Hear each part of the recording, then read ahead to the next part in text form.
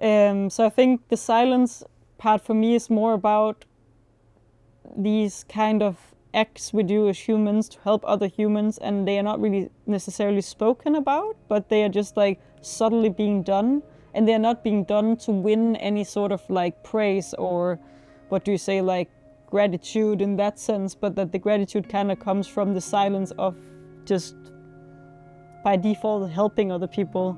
My name is Andrea. I come from Denmark, and I am a photographer slash multimedia artist. Graduated from the Royal Academy of Art in The Hague in 2024 with a project about abortion. Very much a project related to stories, and with stories I mean both the personal stories, more universal stories, and intergenerational stories. I think particularly the intergenerational part plays a quite big role in my general practice. I am currently working on a project about generational gratitude, which basically looks into the story of a Dutch boy that was sent to Denmark after the Second World War, where there was a big famine in the Netherlands. And he happened to be sent to my great-grandparents' farm in northern Jutland. And this has kind of resulted in a more than 75-year connection between our two families. So right now I'm just like gathering different puzzle pieces that will eventually kind of shape what the final project will be. But a side of the project is also getting my hands on material very like directly and having a process with a way slower material than photography. So I want to kind of work with Delft tiles, like these blue 13 by 13 centimeter tiles. And then I'm kind of trying to challenge this motif with like more like destruction-based images. Yeah, it's kind of like also contributing to the reflective part of the process. Like there's this thing of ceramics being such a long-term medium where you really cement the work. So when you make like an image on ceramic tiles, like it's not a piece of paper and it's not like fragile in the same way. It's really like more of a forever thing. In the letter it says that she's incredibly grateful that he had the opportunity to come and live with them. She's like, I hope he's behaving and following your rules, and I wish I could return this favor, but just know that my gratitude is all I can send at the moment, but this means a lot to me that you are taking care of my child. At least in the way we look at it nowadays, like intense thing to send your child away for 6 months to a complete strange country with complete strangers and like kind of hoping for the best in that sense. I guess like when you live in a place for 6 years, it slowly starts to feel like you're home. And I think that's kind of what's happened for me with the Netherlands, that I feel more and more attuned with the country, but still with that side that I didn't grow up here. So there's a lot of culture and history that's still foreign to me and something I find myself being more and more like curious about.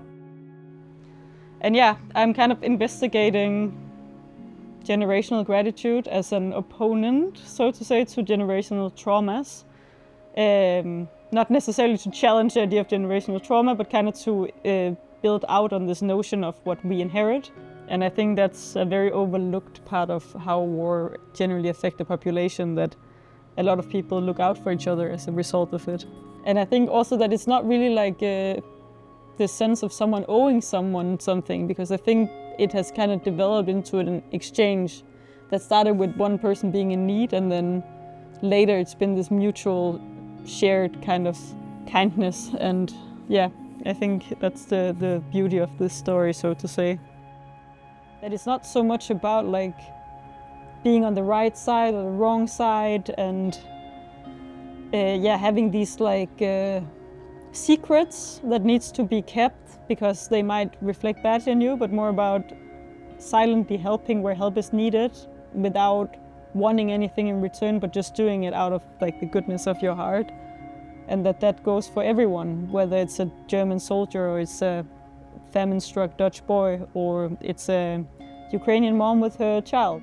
In the wake of the breakout of the war in Ukraine, one of my dad's old students sent a message to my dad if he would be able to take in his partner and their child. And Shiva came there with her 8-month-old child, Leia.